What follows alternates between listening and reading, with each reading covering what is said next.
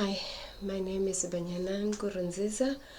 I was doing my teaching practice at Bonella Primary School and I was in a grade 1 class.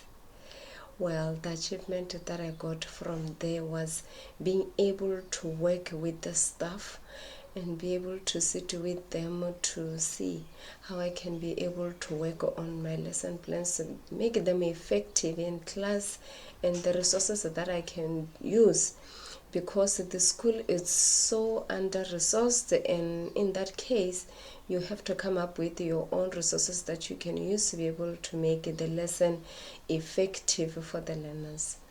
And in that case I was able to be very effective, and I'm so grateful that I was able to accomplish all my lesson plans through that help. And then the problems I faced was language. The school is in a Zulu neighborhood and 95% of the learners in my class are Zulu speaking, and English was such a challenge. So what I had to do was I had to use both the languages to explain, and if a person is stuck, I have to help in is Zulu. I am Tswana speaking, but I had to see how I can be able to implement these two languages in class for the learners to be able to understand what they are learning, and as well to be comfortable in them trying to explain themselves.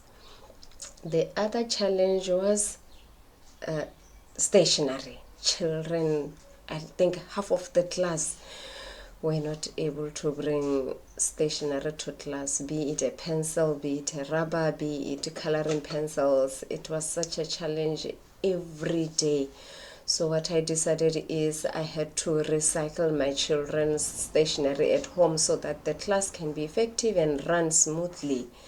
So I had to bring pencils in every day, the coloring pencils, so that we are effective in all that we do, and as well to offload the mentor teacher, because it was just too much, in the sense that she had to do the side words herself for her to be able to help the children study and be effective learning environment.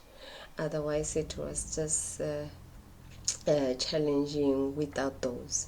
But ever since I brought the stationery in, we were able to help the learners who don't bring in their pencils, so that they're able to do their work for the day. And the class is big as well, like we have 52 grade ones in one learning environment.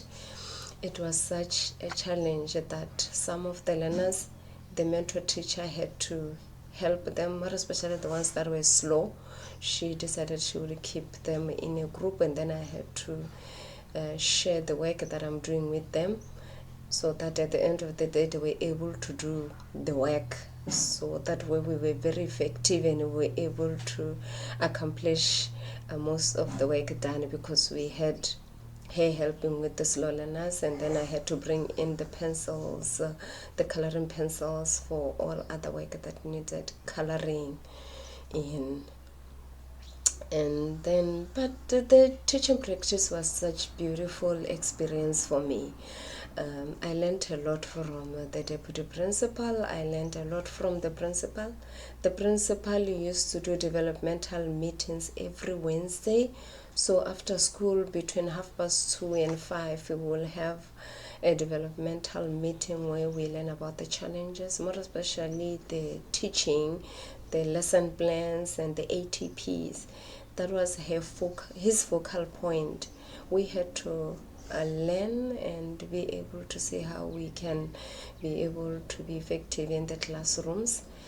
And for this reason it had helped me a lot with doing my lesson plans, because the first lesson plan that I did, if you can notice, it was really weekly. But from the developmental meetings I was able to be effective in doing my lessons. I'm so grateful that I was there, because I learned a lot on doing my lessons and how to be able to implement them, how to group learners as well with their learning style, skills, the learning capabilities. I'm so grateful for this, and I thank you.